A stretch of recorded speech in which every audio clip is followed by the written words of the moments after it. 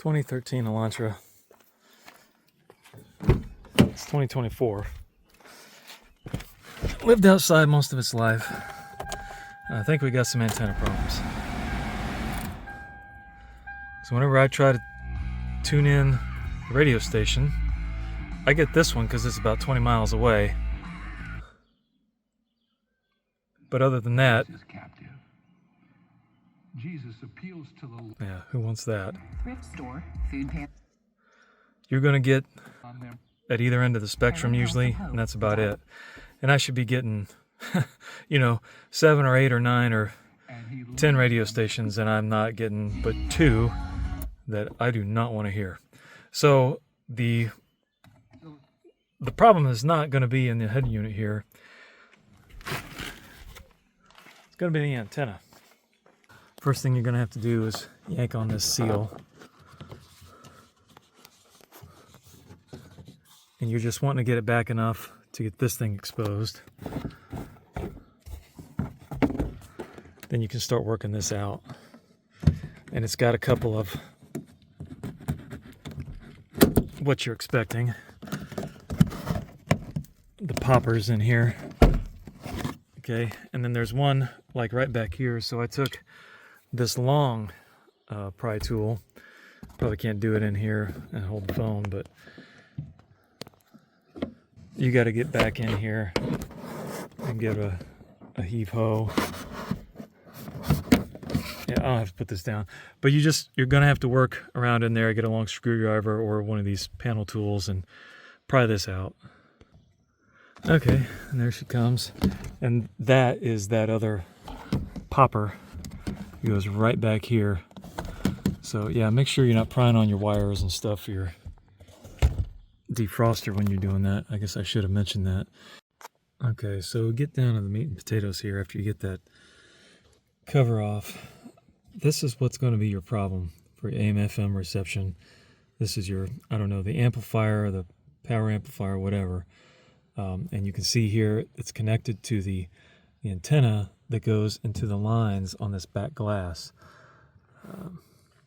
Focus you. So here you can see there's like a double line. One of those lines is going to be part of your antenna. And you see there's a break here in the line. And that's all, I don't know, they're all the right length to pick up whatever wavelengths and so on and so forth. I don't know. I don't really care, but this is not hard to get off. I've had this off and on a couple times already. And that one just pops out.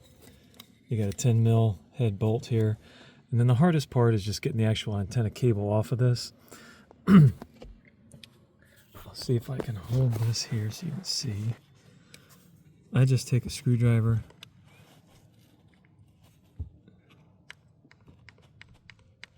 Just work it up real gently.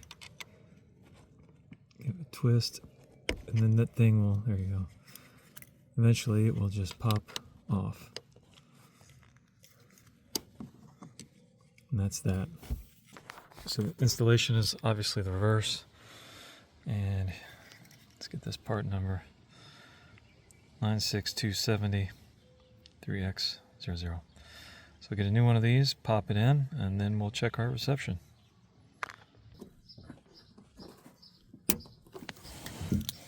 One of the things I've run into with stuff like this before is, this may just look like a mount bolt, but it probably is doubling. Probably doubling as the component ground. So make sure you put the bolt in before you plug everything up and then turn everything on and then get upset if it still doesn't work.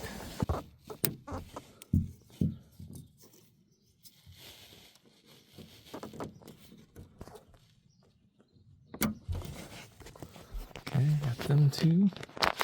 Fella here just pushes on. All right, I'll tighten that bolt down and see what we got. All right, so there is a little mounting or centering tab on the back there, and then there is one right there in that hole. I mean, it's pretty obvious.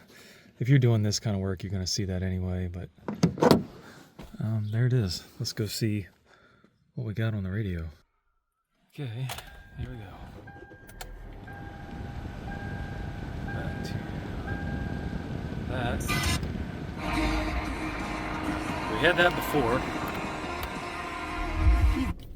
For something even Nice. bigger than you. All of these things Nice. that I have. Nice. Penny, even I'm calling this a success, folks. on, use code.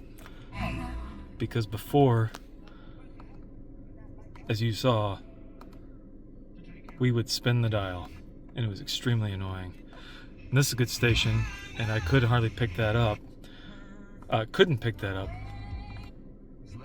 Oh yeah, nice. So if that's your issue, that's your fix. The only thing left is just putting that panel back on there, and it just pops right back into place. It is no big deal. And then that's it. Thanks for watching. You got any questions, let me know.